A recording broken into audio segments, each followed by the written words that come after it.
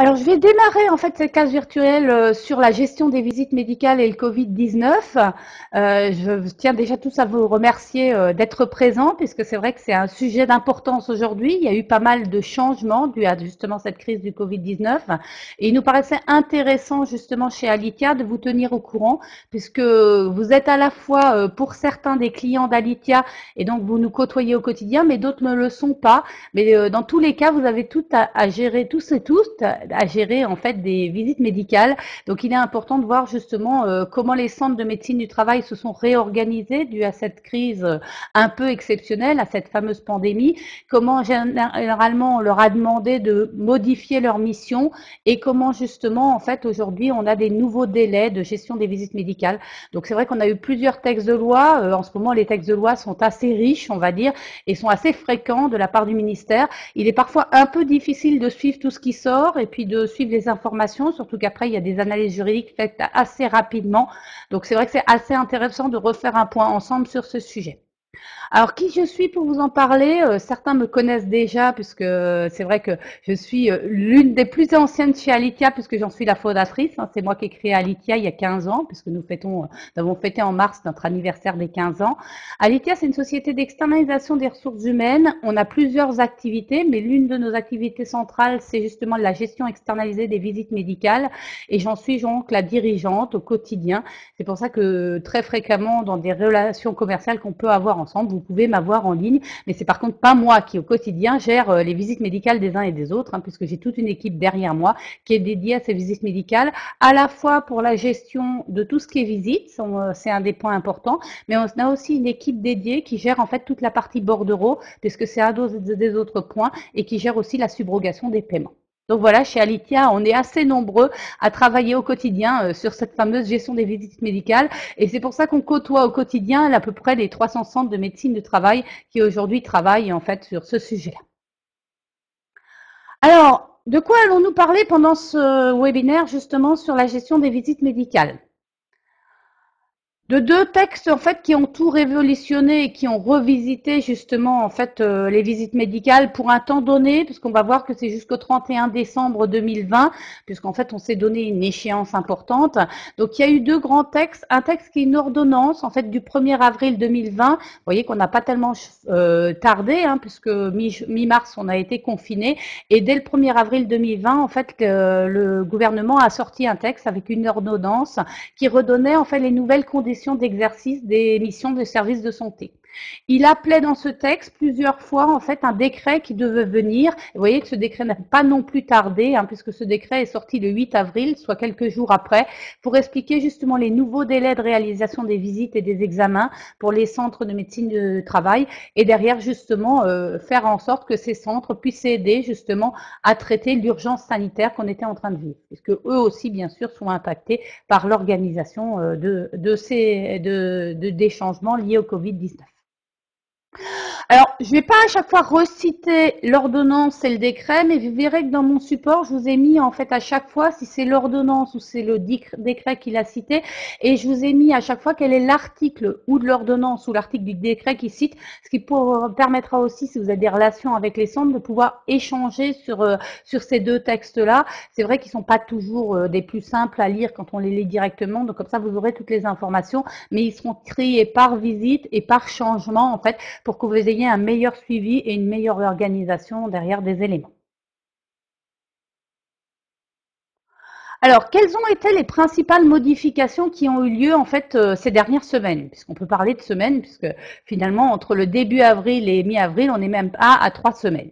Les principales modifications, et la principale, c'est qu'on a eu un changement dans les délais de réalisation des visites. Or ça, c'est vrai que derrière, vous allez avoir des changements, vous êtes habitué à des règles normales, on va dire, standards, et celles-ci ont été complètement revisitées pour permettre justement au centre de médecine du travail aussi de traiter, puisque eux aussi sont confinés, ne peuvent pas forcément exercer de leur bureau, donc il a fallu qu'ils réorganisent le planning et l'organisation des centres, et d'où aussi derrière des priorités qui ont changé. Donc le ministère en a tenu compte et a mis de nouveaux délais de visite justement en place. On va aller les voir visite par visite, hein. On regardera ensemble justement quels ont été les principaux changements.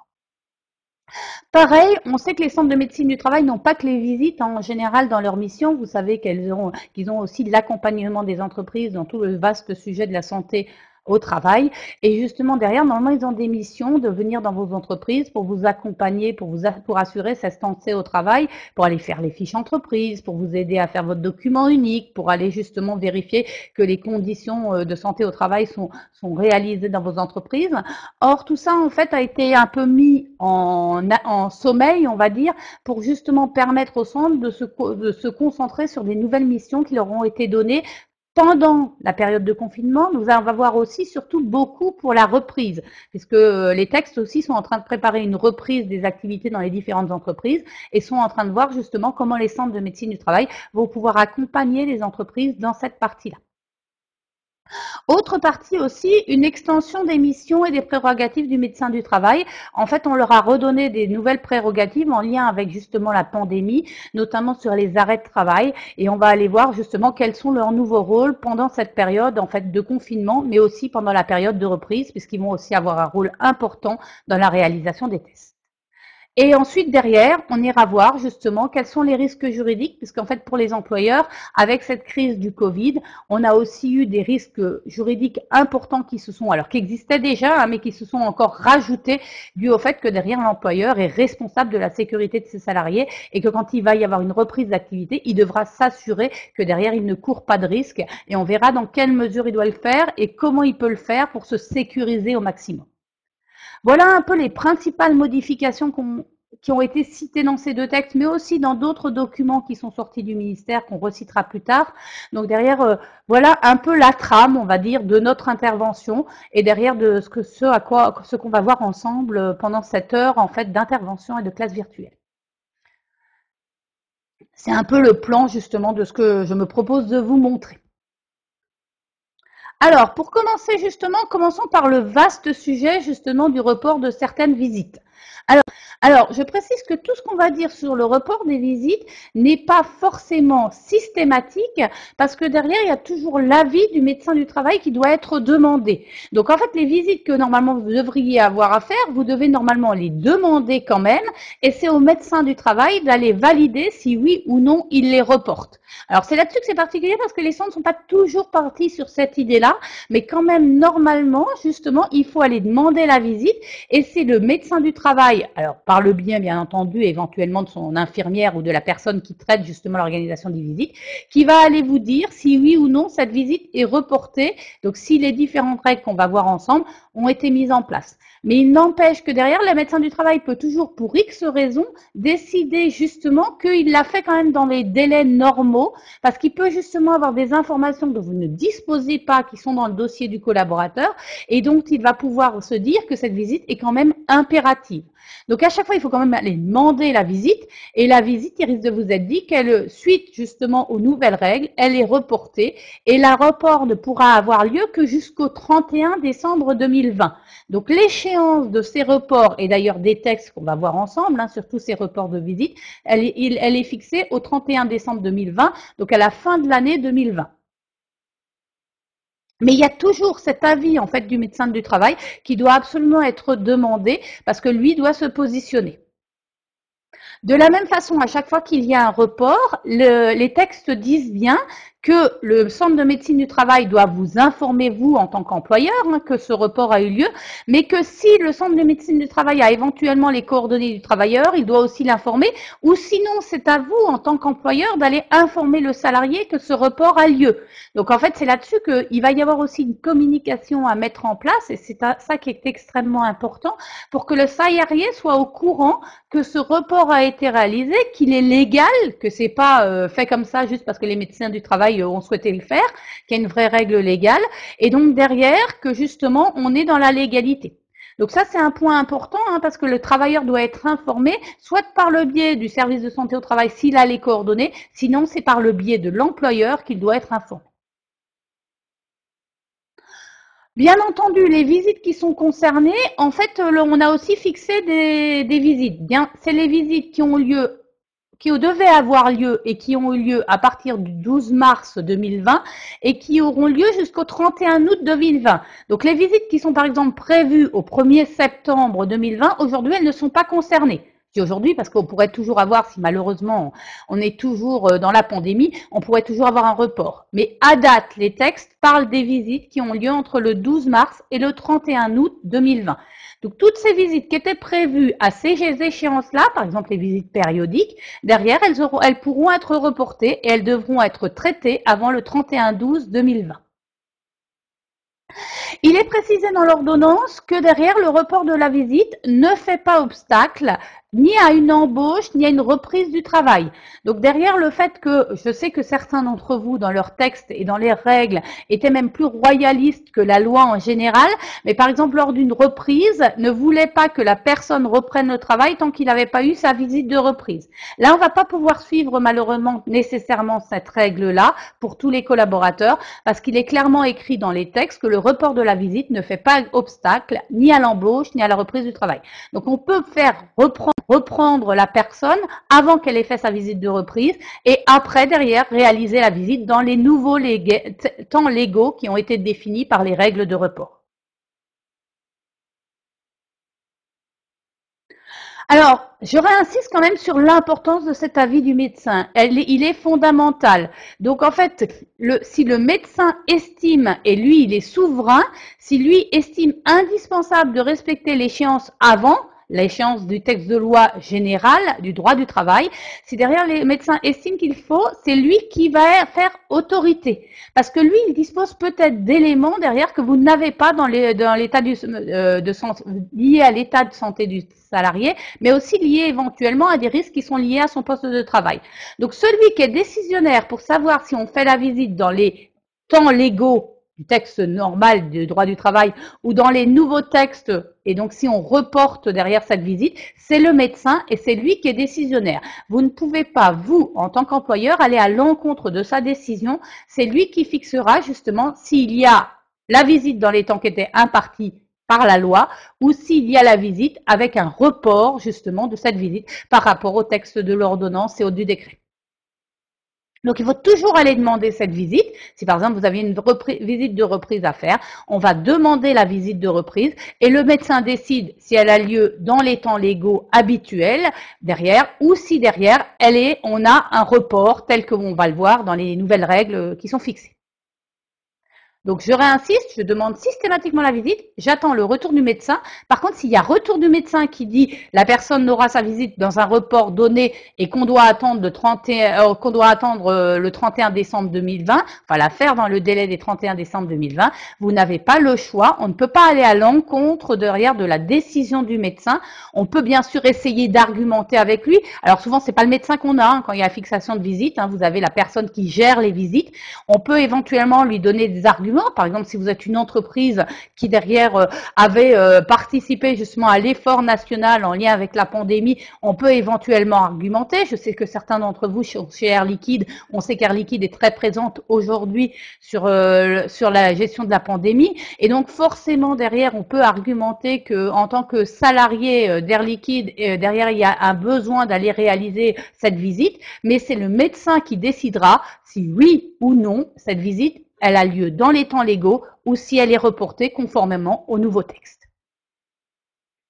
Donc voilà. Donc c'est un des points importants et c'est là-dessus que de temps en temps, éventuellement dans ce genre de cas, nous on essaye d'aller au-delà. C'est vrai qu'en ce moment, on sait très bien que les médecins du travail ont une vision de toutes les visites qu'ils doivent faire. Ils s'occupent aussi des visites des personnels soignants et d'autres personnes.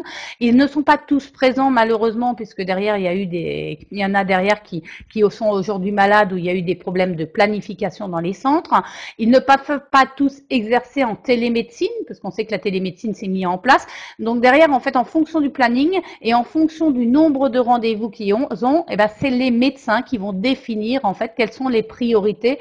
Et il est difficile pour vous en tant qu'employeur et pour nous en tant que société d'externalisation d'aller forcément intervenir et contre-argumenter sur le sujet. Parfois, on essaye, mais on sait que derrière, s'ils nous annoncent qu'ils ne peut pas, et ben derrière, on ne pourra pas faire beaucoup plus sur le sujet. Voilà sur l'importance de cet avis. Autre grand point important et sur lesquels les textes insistent beaucoup. Par contre, les centres de médecine de travail n'insistent d'ailleurs pas beaucoup dans leur brochure sur cet élément. Or, il est fondamental dans les textes écrits. Il est bien marqué que si la visite est reportée, le médecin du travail doit informer l'employeur et le travailleur en leur communiquant la date à laquelle la visite est reprogrammée. Alors ça, dans la vraie vie, c'est écrit dans les textes de loi, mais c'est vrai que c'est difficile à suivre.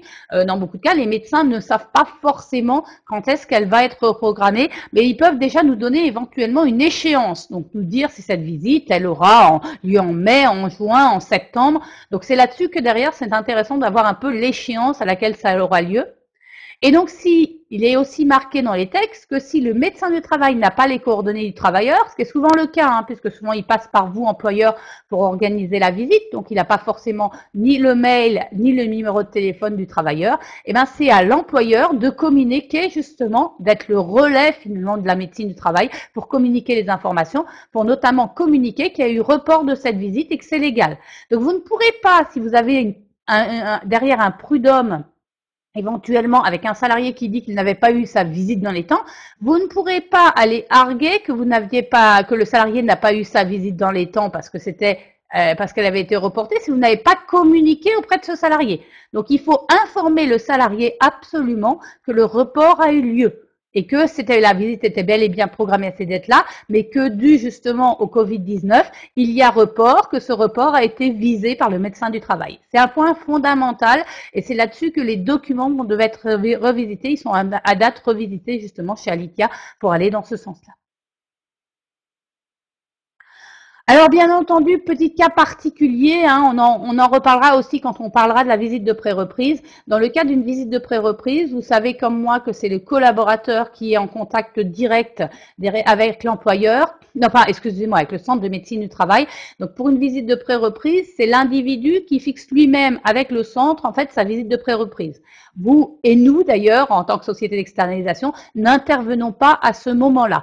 Donc en général, justement, là, le centre, c'est lui qui est soumis directement à les communiquer avec le travailleur. Donc il n'y a pas forcément, au moment d'une visite de pré-reprise, une interface nécessaire avec l'employeur.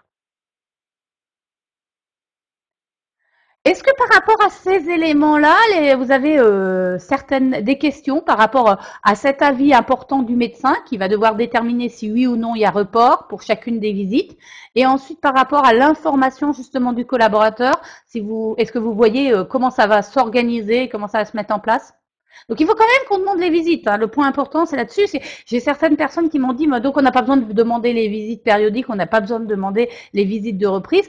Non, normalement, le rôle, c'est quand même de demander les visites et c'est au médecin du travail de nous dire que justement, il n'est pas en capacité de l'organiser. Et ça, c'est important d'en avoir une traçabilité quand même parce que ça pourrait malheureusement servir lors de certains prud'hommes qui pourraient avoir lieu si derrière le collaborateur argue qu'il n'a pas eu sa visite dans les temps.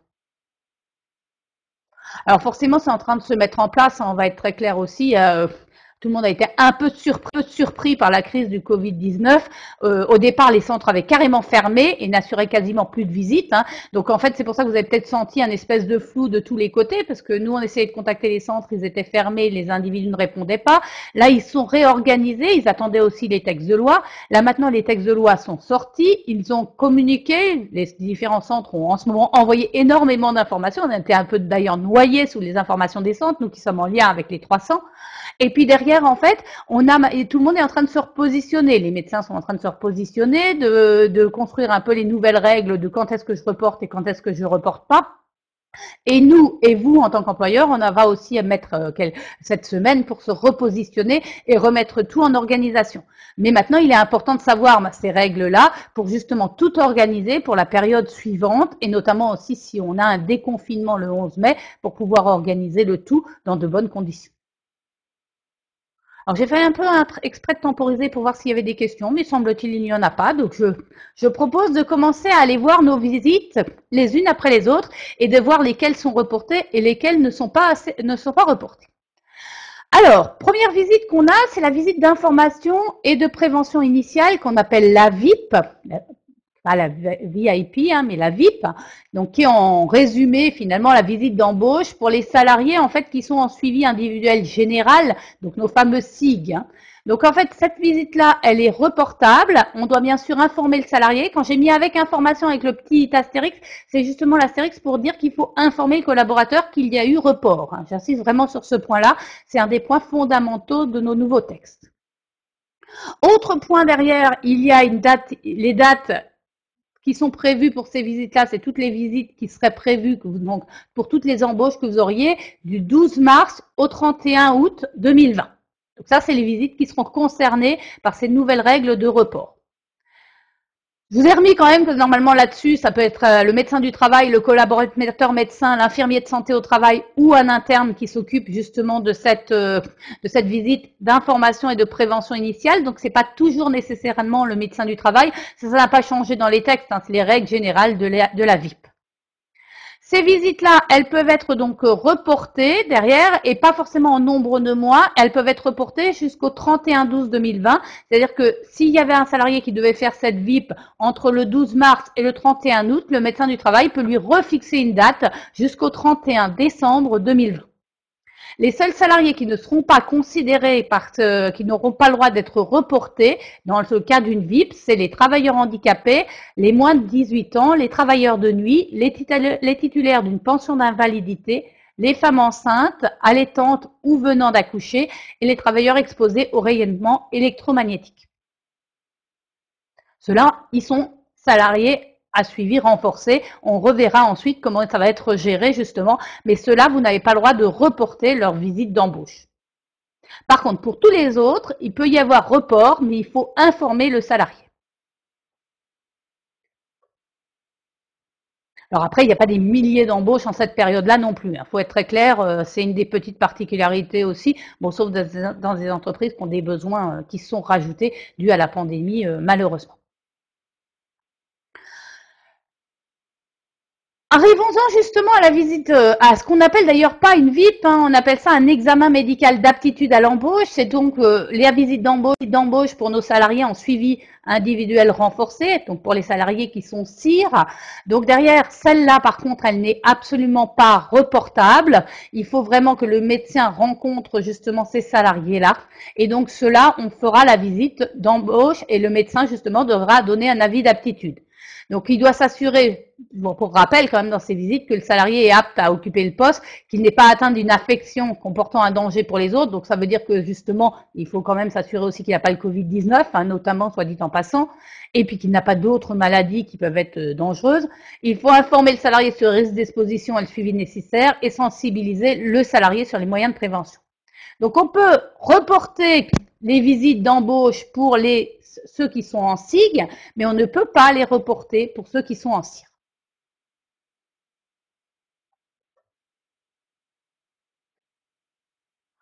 Qu'en est-il de la visite périodique? La visite périodique, c'est pareil. Si elle devait avoir lieu entre le 12 mars et le 31 août, vous avez le droit de la reporter. Enfin, le médecin du travail aura le droit de la reporter. Donc, c'est pas vous qui la reportez. Hein, je réinsiste, c'est le médecin du travail.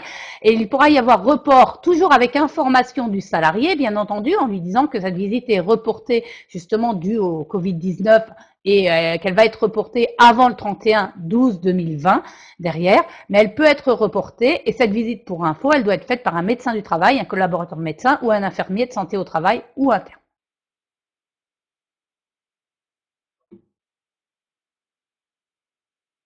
Pareil pour les visites derrière périodiques qui sont des examens d'aptitude ou les visites intermédiaires. Donc ça c'est pour nos salariés derrière, celles qui ont des visites intermédiaires également. Derrière celles-là peuvent être reportées, toujours avec information. Donc toujours pour les visites prévues entre le 12 mars et le 31 août. Elles doivent par contre absolument être faites par un médecin du travail ou un collaborateur médecin. Hein. C'est des visites où derrière le salarié en général il est à risque fort. Donc derrière on peut éventuellement le reporter. Donc les visites justement des CIR qui avaient des examens périodiques peuvent être reportées aussi jusqu'au 31/12/2020, mais derrière en fait on doit justement toujours informer le salarié. Point par contre important, les seuls qu'on ne peut pas reporter dans ces cas-là, c'est les visites des travailleurs exposés à des rayonnements ionisants, c'est très dur à dire. Donc j'aurais ainsi redit, le travailleur exposé à des rayonnements ionisants catégorie A, ceux-là par contre doivent absolument avoir leur visite périodique dans les temps légaux.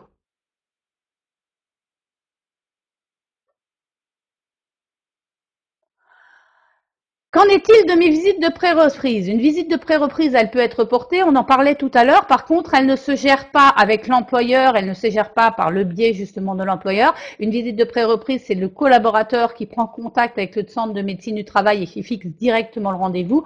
Donc le médecin du travail peut décider de la reporter toujours dans les mêmes règles pour des visites prévues du 12 mars au 31 août et cela jusqu'au 31/12/2020.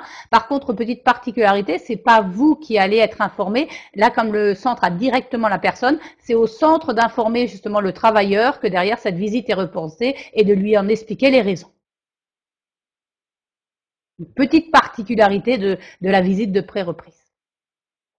Pour la visite de reprise, on reprend par contre l'organisation par l'employeur. C'est vous qui organisez la visite de reprise. Donc là, il va y avoir une spécificité entre quel est le statut justement de l'individu. Donc on va avoir bien sûr possibilité de report, toujours avec l'information du collaborateur, toujours pour les visites qui sont prévues du 12 mars au 31 août. C'est forcément toujours fait par un médecin du travail ou un collaborateur médecin. Mais le report, il peut être en fait maximum d'un mois par rapport à la date qui était prévue originellement. Pas, maximum donc report d'un mois pour tous les gens qui sont CIR en suivi individuel renforcé et maximum de 3 mois pour ceux qui sont en suivi individuel simple. Cela concerne les SIG et les SIA, donc les suivis individuels généraux et les suivis individuels et nos suivis individuels. Point particulier aussi, et il y a une petite particularité sur certaines catégories où il n'y aura pas de possibilité de report. Et là, il faut même que la visite ait lieu avant la reprise effective du travail. Et ça, il y a en fait, c'est vrai, 5 catégories. Un travailleur handicapé, un travailleur qui est en invalidité, un travailleur de moins de 18 ans, un travailleur de nuit ou une femme allaitante, enceinte ou venant d'accoucher. Donc pour cela, obligation de faire la visite dans les temps légaux et derrière qu'ils aient d'ailleurs leur visite avant la reprise effective du travail. Donc les seuls que vous n'avez pas le droit de remettre au travail avant qu'il n'ait eu une visite fixée par le centre de médecine du travail et que vous devez valider absolument, c'est ces catégories-là. Donc je réinsiste, travailleurs handicapés ou en invalidité, travailleurs de moins de 18 ans, travailleurs de nuit, femmes enceintes et allaitantes ou venant d'accoucher. Après les autres, il peut y avoir un report. Bon, le report, vous voyez que pour les cires, ça va aller très vite quand même. C'est-à-dire on reporte d'un mois, mais c'est pas tellement rapide. Donc, il y a quand même intérêt à fixer rapidement la visite avec le centre de médecine du travail parce qu'un mois, ça va aller vite et le planning risque de se remplir aussi. Mais pour ceux que vous avez reportés, qui étaient en cire et qui ne rentraient pas dans nos différentes catégories qu'on vient de citer, là, bien entendu, derrière, s'il y a un report, vous pouvez bien sûr les remettre au travail entre-temps. Vous pouvez les refaire travailler et par contre, ils auront leur visite dans des délais d'un mois et donc, en fait, résultat, ça sera fait. Oui, oui, oui, justement, Tracy. Tracy demande dans le délai d'un mois, par exemple, peut-on demander aux salariés d'effectuer des tâches sans avoir l'avis? Oui, justement. Alors c'est ça qui a changé un peu. Je sais que dans certains cas, vous ne pouviez pas remettre le salarié derrière sur son poste tant qu'il ne l'avait pas fait. Dans le cas présent, il est clairement écrit dans l'ordonnance que vous pouvez le remettre au travail et après il va avoir sa visite. Alors après, si par exemple le médecin du travail, par contre, pendant la visite dit que c'est pas possible, il faudra revenir en arrière. Mais entre-temps, il peut avoir été à son poste d'origine. Donc ça, c'est un des points importants, c'est un des grands changements. Et c'est là-dessus qu'aujourd'hui, on a eu pas mal de questions de certains de nos clients dont vous faites partie, justement, parce que c'est ce qui a changé. Je sais que certaines entreprises, justement, normalement, après une reprise, pour quelqu'un qui est en cire, attendent qu'ils aient repris pour derrière pouvoir les remettre au travail. Et d'ailleurs, même de temps en temps, les payent derrière à travailler alors qu'ils ne sont pas revenus. Là, vous n'allez pas pouvoir attendre un mois, c'est un peu long pour un cire. Dans ces cas-là, donc oui, le salarié reprend le travail et ensuite il a sa visite et derrière, en fait, le médecin du travail le verra à ce moment-là. Y a-t-il des questions sur cette visite de reprise? Je sais qu'elle est sensible et qu'elle intéresse beaucoup, donc c'est l'une des plus intéressantes peut-être sur ces histoires de report.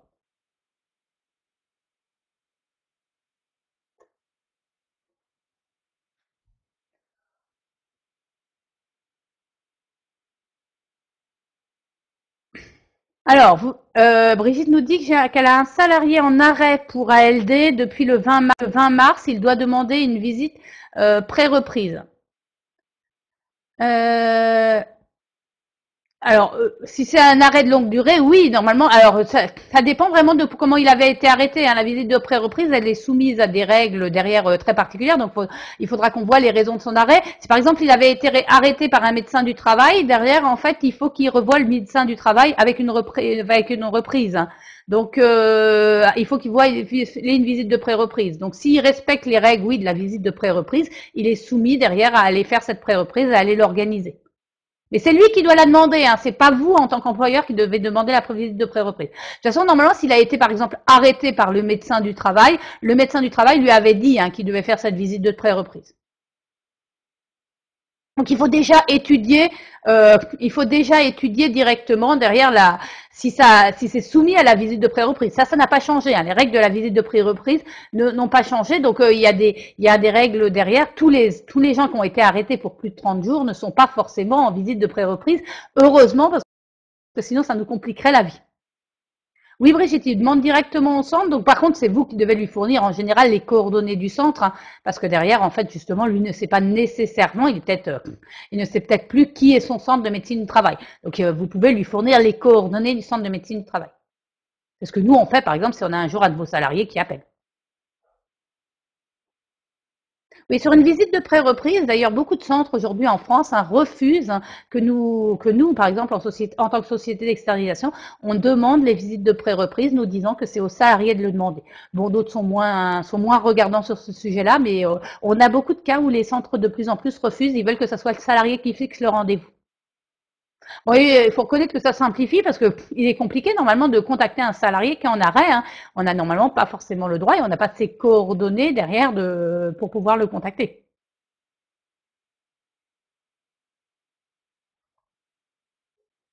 Il y a d'ailleurs aussi de grands questionnements là-dessus sur les gens qui sont en activité partielle, en totale. La vaste question est toujours de se demander si pendant qu'ils sont en activité partielle totale, on a le droit de les contacter ou pas.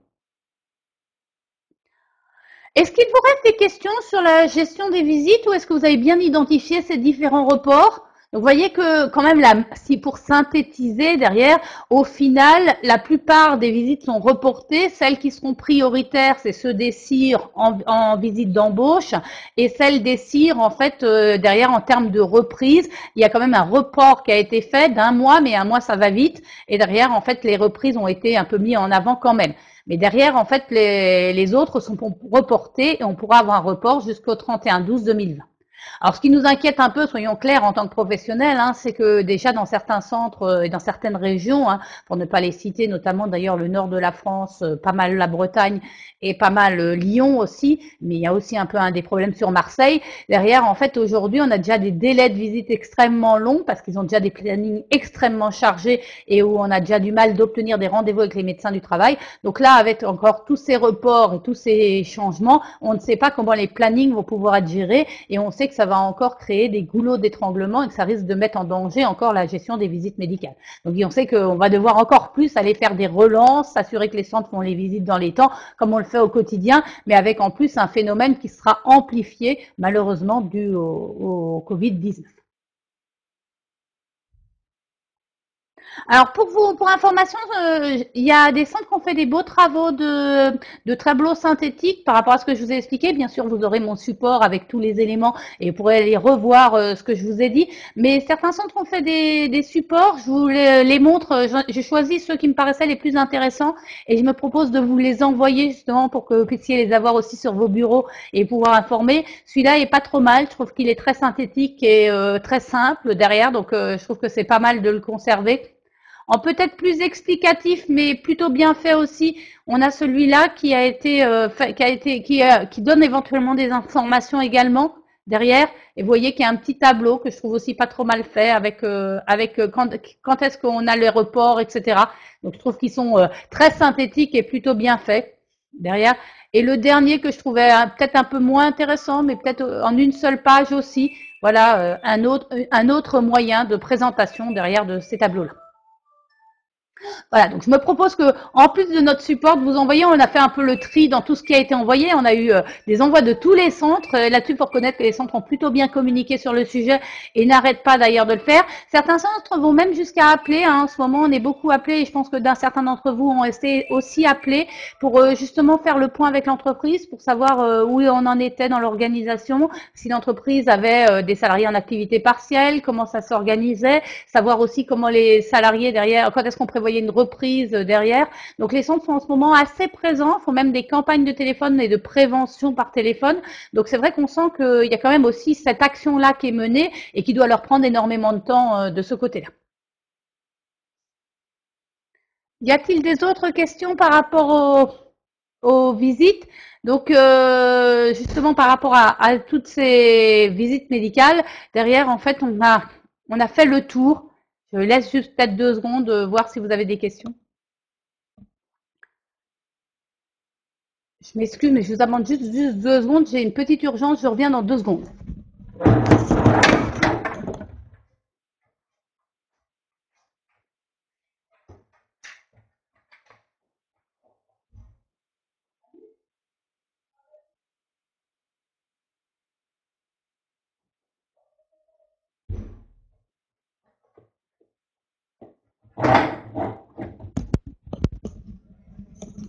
Excusez-moi. Une petite urgence derrière. Oui, donc, entre-temps, il n'y a pas eu de questions sur mes visites. Ça doit vouloir dire que tout est clair. Ne vous arrange peut-être pas nécessairement en termes d'organisation des visites, mais sur les choix, vous avez eu les informations. Alors, allons voir un peu le plus général en fait de cette ordonnance et surtout voir un peu comment ça va se passer après, parce que c'est vrai que c'est aussi intéressant d'aller voir la reprise.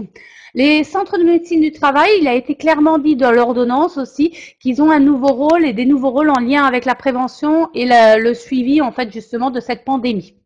Première chose, vous voyez dans les rôles, c'est à eux aussi de diffuser les informations vis-à-vis des employeurs, mais aussi justement que les employeurs aient les bonnes infos pour communiquer auprès des salariés sur tout ce qui est message de prévention contre le risque de contamination. Donc ça, je pense que vous l'avez vu aussi. Ils ont beaucoup communiqué pour faire des kits, pour faire des petits moyens d'information justement sur les gestes barrières, sur tous les éléments justement qui permettent d'éviter les risques de contamination. Donc c'est pour ça qu'ils ont un rôle aussi de créer des documents, de créer des informations. Et si vous avez besoin d'eux justement sur ce sujet-là, ça peut être intéressant d'aller les contacter. Il leur a aussi donné éventuellement le rôle d'appuyer les entreprises, c'est pas éventuellement, excusez-moi, c'est systématiquement, d'appuyer les entreprises dans tout ce qui est sectoriel. Ces fiches pratiques sectorielles, elles sont en train d'être construites, secteur par secteur, et qui est fait par le ministère et que les centres relayent énormément, c'est les fiches pratiques sectorielles. Ces fiches pratiques sectorielles, elles sont en train d'être construites, secteur par secteur. Elles reprennent les risques dans chacun des secteurs et elles montrent comment on peut justement éviter les risques justement dans le secteur pour mettre les bons gestes barrières, pour mettre les bonnes organisations en place, pour mettre les bons moyens de prévention. Donc il y en a pas mal qui ont déjà été menés. Il y a celle du bâtiment, il y a justement celle dans certains secteurs derrière prioritaire en fait pour justement la gestion des risques dans les secteurs de ceux qui travaillent actuellement. Donc ça, vous pouvez aller les voir sur le site, on va le voir plus loin, je vous mettrai les liens, je vous ai mis les liens.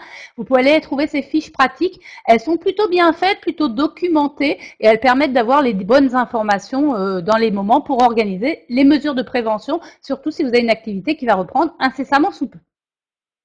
Et puis, les centres ont aussi le rôle d'accompagner les entreprises pour essayer justement de s'adapter, justement s'il y a reprise, pour gérer l'activité, ou éventuellement pour certains qui ont dû malheureusement très vite changer d'activité ou qui ont voulu aider à l'effort national. C'est par exemple dans le textile que beaucoup sont en train de concevoir des masques alors qu'avant ils faisaient plein d'autres choses. Et bien derrière, en fait, les centres ont aussi le rôle d'aider ces entreprises à justement changer d'activité pour un temps donné et de mettre en place les bonnes mesures de prévention. Donc ça, c'est des nouveaux rôles qui ont été donnés à l'ordonnance, et ce qui veut dire qu'en fait, certains rôles que les centres avaient en temps normal vont être un peu mis en sommeil pour justement donner priorité à ces éléments-là, parce que la priorité pour tout le monde, c'est de lutter contre la contagion, c'est de mettre en œuvre les bonnes mesures de prévention dans les entreprises et d'accompagner les entreprises qui veulent reprendre dans la réalisation de leurs activités, mais dans les bonnes conditions de sécurité pour les collaborateurs.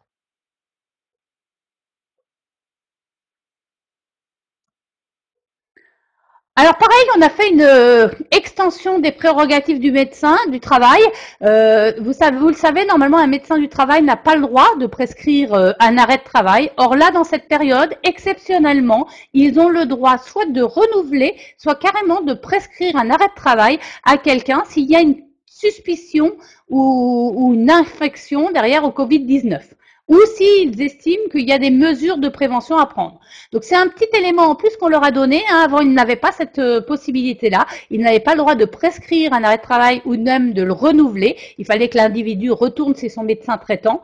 Et là, c'est pas du tout le cas. Ils ont cette particularité pendant cette période du Covid, et seulement pendant cette période du Covid, de pouvoir le faire. Donc ne vous étonnez pas, si vous avez un salarié qui annonce qu'il a un renouvellement d'arrêt de travail dû au Covid, eh bien oui, par son médecin du travail, le médecin du travail était en droit de le faire pendant cette période-là. De la même façon, on a déjà prévu que quand on va y avoir une reprise d'activité, et donc peut-être au 11 mai pour certains, ou alors plus tard pour d'autres, derrière, en fait, les centres de médecine du travail seront habilités à réaliser les tests de dépistage du Covid-19. Donc là, par contre, on attend le protocole qui va être défini par arrêt du médecin des ministres chargés de la santé au travail. Il n'est pas encore fait parce qu'en fait, ça c'est surtout prévu pour la phase où on va justement déconfiner. Donc, mais vous voyez que les textes ont déjà été prévus pour que les médecines du travail puissent éventuellement faire ces tests de dépistage aux différents travailleurs avant qu'ils retournent à leur poste, par exemple. Donc ça, c'est à venir, mais vous voyez que l'ordonnance a déjà prévu les éléments. Il a été aussi réinsisté derrière sur la responsabilité de l'employeur en santé du travail. Et là, le gouvernement n'a pas arrêté de rappeler que quoi qu'il arrive, et même pendant un temps de pandémie, au terme de la loi, c'est toujours à l'employeur de prendre les mesures nécessaires pour s'assurer de la sécurité et de la santé physique et mentale de ses travailleurs. Donc, il y a quand même une petite explication, elle est très bien faite d'ailleurs sur le site du ministère. Je vous ai mis les liens que je vous invite à aller voir, qui sont extrêmement bien documentés. Le ministère rappelle quand même qu'il n'y a aucun moyen pour un employeur de garantir l'absence totale de toute exposition des salariés à un risque. Donc ils reconnaissent quand même que c'est extrêmement compliqué pour un employeur d'identifier tous les risques, mais que le rôle de l'employeur, c'est de les éviter le plus possible. Et si derrière, ils ne peuvent pas être évités, c'est ce qui est marqué sur le site du ministère, au moins de veiller à les évaluer régulièrement, donc il y a une notion d'aller remettre à jour périodiquement la chose, et de suivre les recommandations du gouvernement pour s'assurer qu'on essaye de prendre toutes les mesures utiles pour protéger les travailleurs exposés. Donc on reconnaît bien que comme on ne connaît pas tout du virus, et vous savez comme moi qu'on apprend au fur et à mesure, le gouvernement reconnaît que derrière l'employeur ne peut pas tout connaître, ne peut pas avoir une boule de cristal, ne peut pas identifier tous les risques au fur et à mesure. Par contre, il est obligé de faire un suivi de ce qu'on connaît, il est obligé d'avoir le suivi justement de ces risques, et s'il apprend qu'il y a de nouvelles choses à mettre en place, et bien derrière, si par exemple demain le masque est obligatoire, il est obligé de fournir les masques. Si derrière il apprend que demain on doit mettre 8 mètres entre chaque collaborateur, il sera obligé de mettre 8 mètres entre chaque collaborateur. Donc voilà, il est obligé d'aller faire ce suivi régulier et constamment d'aller retravailler sur les mesures utiles de prévention à mettre en place. Et c'est là-dessus qu'il y a un gros travail pour les RH et que d'ailleurs on parle beaucoup aujourd'hui du burn-out des RH. Il est peut-être dû justement à cette complexité d'aller suivre au quotidien tout ce qu'on sait et d'essayer de veiller au quotidien à sécuriser et à limiter toute exposition des salariés à ces risques. Mais on sait qu'on ne sait pas tout et le gouvernement le reconnaît sur le site. Alors, quelles sont les obligations de l'employeur vis-à-vis du Covid-19 annoncées par le gouvernement? C'est qu'on doit tous procéder à l'évaluation des risques encourus sur les lieux de travail, et donc ça en fonction bien sûr des postes occupés. Ensuite, d'aller déterminer justement les mesures de prévention les plus pertinentes, et ça l'employeur doit absolument l'avoir fait. D'associer les représentants du travail, du personnel à ce travail, bien entendu en faisant des réunions en ligne, en visioconférence. Il est compliqué aujourd'hui de réunir un CSE, donc on fait tout par visioconférence, mais on doit associer ces représentants du personnel absolument à ce travail de sécurisation. On doit Solliciter, c'est marqué dans les textes, lorsque cela est possible, le service de médecine du travail. Donc, vous voyez qu'en tant qu'employeur, il est important que vous preniez contact avec ce service de médecine du travail pour justement bien suivre leurs conseils. S'ils ont des éléments justement par rapport à vos métiers, les obtenir. Donc, c'est vrai que ça, c'est important d'avoir vraiment cette démarche, d'aller vers les services de médecine du travail, pas seulement pour organiser les visites, mais aussi pour bien s'assurer qu'on a bien pris les bonnes actions de prévention. Et d'ailleurs, avoir à un moment leur retour sur le sujet, ça permettra, si un jour il y a un contentieux juridique, d'avoir à un moment un élément prouvant qu'on avait bien appelé les bons experts, que sont les services de médecine du travail, pour nous accompagner dans la prévention des risques. Et eux, ils vous aideront justement à trouver les bonnes mesures de protection à un moment T pour mettre les bons gestes barrières en place et pour justement bien sécuriser vos entreprises. Et puis, bien sûr, vous devez au quotidien respecter et faire respecter. Donc, veillez aussi à ce que vos collaborateurs le fassent. C'est bien de leur avoir mis l'info, hein, mais c'est aussi s'assurer qu'ils l'ont fait, hein, les gestes barrières. Donc, ça, c'est aussi un point important. Avoir fait une communication une fois ne suffit pas. Il faut au quotidien renouveler la chose. Sur le risque juridique, je l'ai repris tel quel. La phrase de ce qui est mis en fait sur le site du ministère et que je trouve intéressante, que j'ai intitulé en étant écrit nul n'est censé ignorer la loi, hein, mais c'est ce qui est important. Vous voyez bien qu'il est marqué que l'employeur en fait qui ne peut pas mettre en télétravail ses salariés et il doit leur mettre à disposition des moyens de protection. Alors il y en a certains qui sont cités, d'autres pas. Il doit les informer régulièrement et de façon actualisée de la prévention des risques. Il doit adapter la formation à la situation de l'entreprise et à la nature des postes proposés. Et c'est là que le ministère cite les fameuses fiches métiers qui sont disponibles. Et donc, en fait, c'est à l'employeur bien d'aller chercher au quotidien ces informations et justement d'aller auprès des bonnes personnes, éventuellement des centres de médecine du travail, mais éventuellement des autres, des sites du ministère qui sont remis à jour assez périodiquement pour s'assurer qu'ils ont l'information. Et si derrière on a fait tout ça, normalement on ne devrait pas avoir de problème de prud'homme, on ne devrait pas avoir de problème avec la justice. Par contre, si on ne l'a pas fait, vous voyez que derrière, demain, quand on aura fini avec ce Covid-19, on pourrait avoir des difficultés parce qu'il pourrait y avoir justement des cas où il est dit que l'employeur n'a pas fait son travail et le fait de dire qu'on ne savait pas ne pourra pas fonctionner parce que nul n'est censé ignorer la loi. Et ce qui est marqué d'ailleurs en termes de loi sur les sites du ministère. Sur les mesures de prévention, deux possibilités, hein, donc absolument de travailler sur cette réévaluation des risques. Je rappelle aussi que les documents uniques doivent être revus en lien avec cette pandémie. Si vous ne tenez pas compte de la pandémie, on doit retravailler le document unique. D'ailleurs, là aussi, les centres de médecine du travail peuvent vous aider hein, pour justement remettre à jour votre document unique et puis pour vous aider à prendre les bonnes mesures. Et puis, ne pas oublier les représentants de proximité et le CSE. Ils doivent absolument être consultés sur ces sujets-là. Je vais vous parler des fiches conseils et des guides de bonne pratique qui sont aujourd'hui sur le site du ministère. Je vous ai mis justement le lien pour que vous puissiez aller les consulter. Tous n'existent pas encore, hein. Tous les secteurs n'ont pas été faits, mais ils sont mis à jour très régulièrement. Donc, je vous invite un peu toutes les semaines à aller voir si dans votre secteur ça a été mis en place. Et si vous préparez une reprise des activités, il est important d'avoir analysé le document et d'avoir bien mis en place les bonnes mesures de prévention qui étaient conseillées dans ces guides, hein, parce que je vous rappelle que le ministère estime que vous les connaissez et que vous les avez mis en place.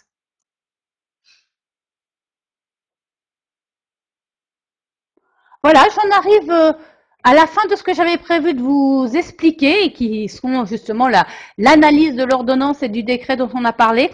Ah ben justement, Muriel lance la démarche, j'allais vous proposer les questions, ça tombe bien, Muriel en a une. Nous avons un salarié en suspicion de Covid-19 en arrêt de travail du 18 mars au 17 avril inclus. Que se passera-t-il pour sa visite de reprise, s'il vous plaît? Alors, pas de réponse ce jour du CEDEST. Alors, le CEDEST, c'est un des centres de médecine du travail, hein, pour ceux qui l'ignoraient. Donc, il est important derrière justement, alors derrière de voir avec le médecin du travail. Là, dans le cas présent, alors attention parce qu'il n'est pas dans les règles de visite de reprise, hein, ce qui va quand même aussi, si 18 mars au 17 avril, on est dans un cas de 30 jours. Muriel, vous confirmez le mois? Je ne vais pas pouvoir faire le calcul. Oui, normalement, on est sur 30 jours. Donc, si on est en 30 jours, normalement, il doit avoir une visite de reprise. Maintenant, il n'est pas sire, c'est ça? C'est ça le problème?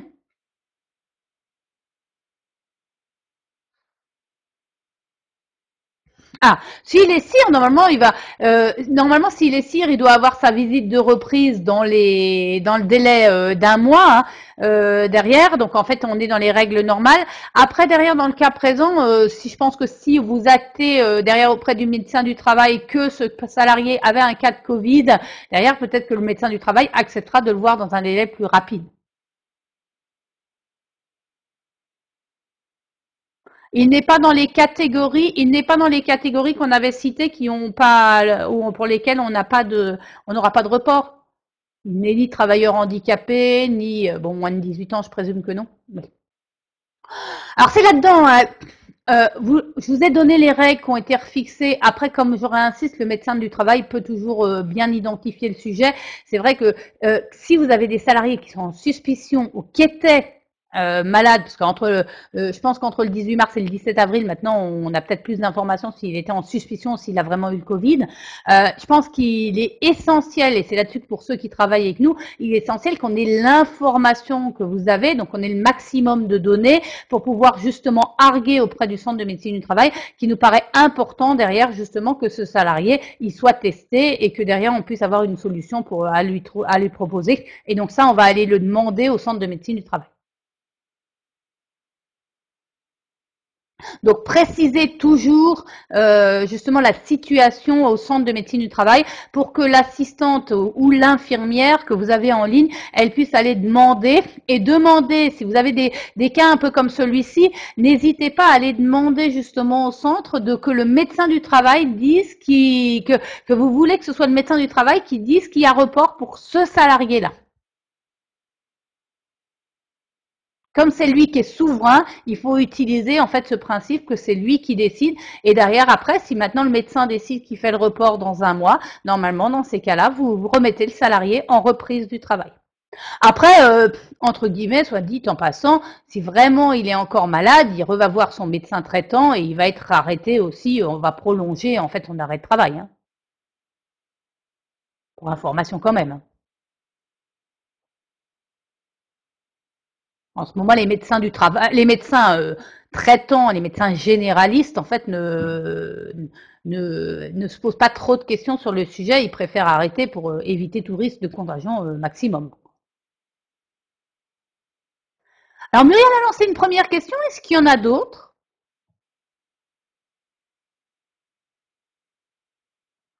Après, derrière, n'hésitez pas, hein, pour ceux qui travaillent avec nous au quotidien et pour lesquels nous gérons l'externalisation. Chacun de ces cas, je vous rappelle que vous devez nous demander quand même la visite, qu'on aille demander la visite au centre et ensuite derrière vous faire un retour justement de ce côté-là. Donc plus vous nous donnerez d'informations, c'est pareil, plus derrière on pourra argumenter sur le sujet. Donc il faut qu'on ait, d'habitude on a besoin absolument de savoir à quel moment a commencé l'arrêt, à quel moment il a terminé pour s'assurer qu'on est dans les bonnes règles de reprise. Mais plus que jamais, plus vous nous donnez des infos, justement, si c'est pour nous dire si c'est un cas de Covid ou si ça en est pas, plus vous nous donnez d'informations pour savoir si, par exemple, il a un poste à risque lié notamment aussi éventuellement au fait qu'il accompagne l'effort national, plus derrière ça, on va pouvoir faire un argumentaire un peu spécifique pour l'assistante, mais aussi pour le médecin du travail. Donc c'est ça qui est important, hein, c'est ces éléments-là, on ne peut pas les deviner, c'est pas marqué sur la fiche de l'individu, donc il est important d'avoir le maximum d'infos.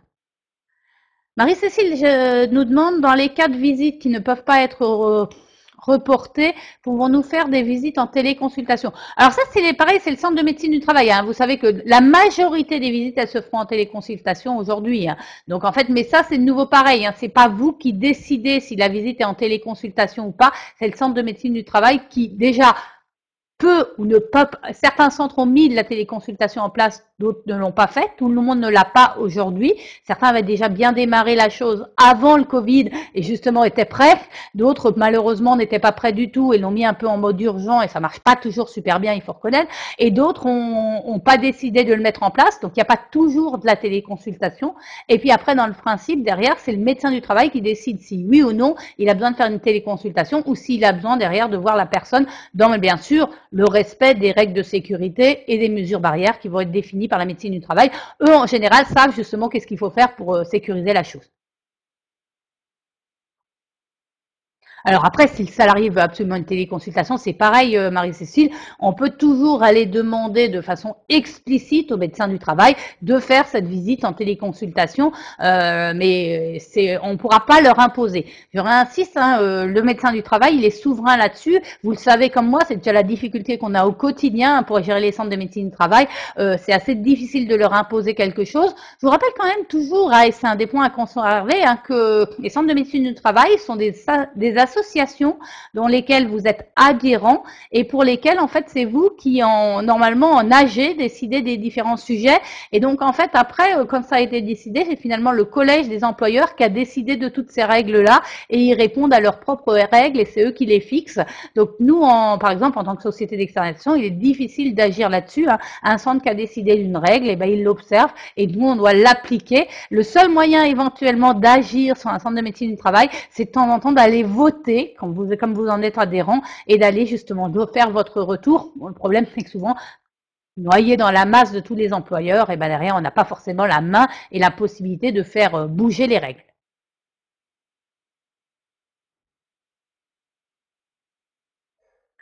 D'autres questions ou d'autres sujets? Peut-être même des questions un peu générales sur la gestion des visites médicales, hein, n'hésitez pas, si vous en avez d'autres.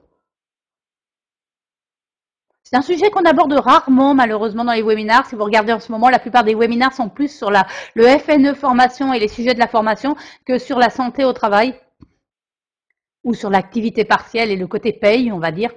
Donc, on a beaucoup de sujets qui apparaissent, mais c'est vrai que la santé au travail n'est pas forcément le sujet qui semble le plus sexy et qui semble le plus intéresser les différents individus. C'est vraiment un sujet en lien avec la pandémie assez important à mon sens et qui risque malheureusement, si on ne l'a pas bien mis en place, de causer pas mal de risques à certaines entreprises. J'attendais de voir s'il y avait d'autres questions. Semble-t-il non. Alors en attendant, peut-être qu'il y en a qui vont arriver. Merci Audrey, c'est très gentil. J'espère avoir été le plus clair possible. C'est vrai que c'est des sujets compliqués à expliquer toujours, donc j'ai essayé de vous faire slide par slide pour que ce soit le plus simple possible. J'espère que j'ai réussi l'exercice. De toute façon, vous aurez le support. Hein. C'est vrai que le support permettra aussi éventuellement de le revoir. Pour ceux qui veulent éventuellement le télécharger tout de suite, vous pouvez aller dans la petite barre. Quand vous allez sur votre droite de l'écran, vous voyez qu'il y a une petite roue crantée sur laquelle vous pouvez cliquer. Et là-dessus, vous allez avoir justement fichier à télécharger. Et vous allez pouvoir télécharger directement le document.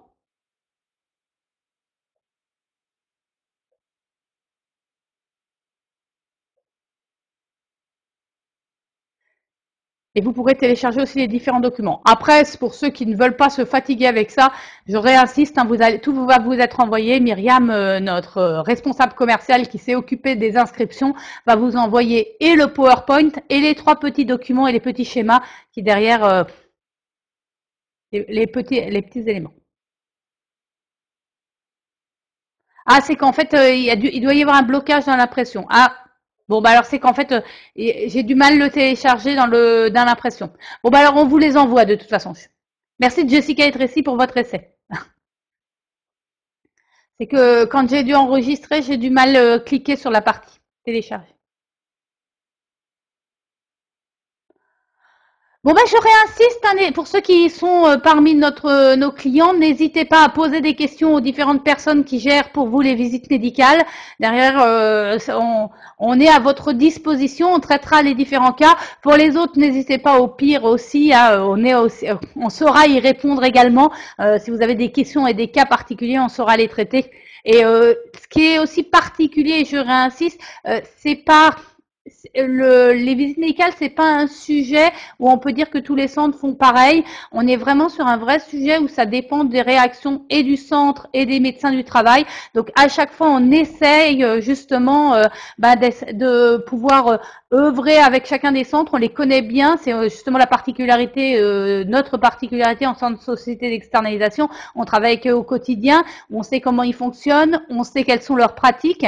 Et c'est vrai que je pense que c'est ça qui est un peu particulier, c'est qu'on saura comment discuter avec les uns et les autres. On sait chez lesquels on peut aller à parler directement au médecin du travail, chez lesquels on ne peut pas. On sait derrière quel argument il faut utiliser pour les uns et pour les autres. On sait aussi si votre entreprise représente un poids dans ce département et aura un impact justement derrière auprès du centre de médecine du travail. C'est pas une science exacte et ça nécessite justement et une connaissance des centres et un doigté. Et c'est là-dessus que je pense que de temps en temps on peut faire la différence. Donc c'est pour ça que derrière, n'hésitez pas à venir vers nous et à nous donner le maximum d'informations. Plus vous nous donnerez des informations, plus on sera efficace et plus on pourra répondre efficacement à votre demande.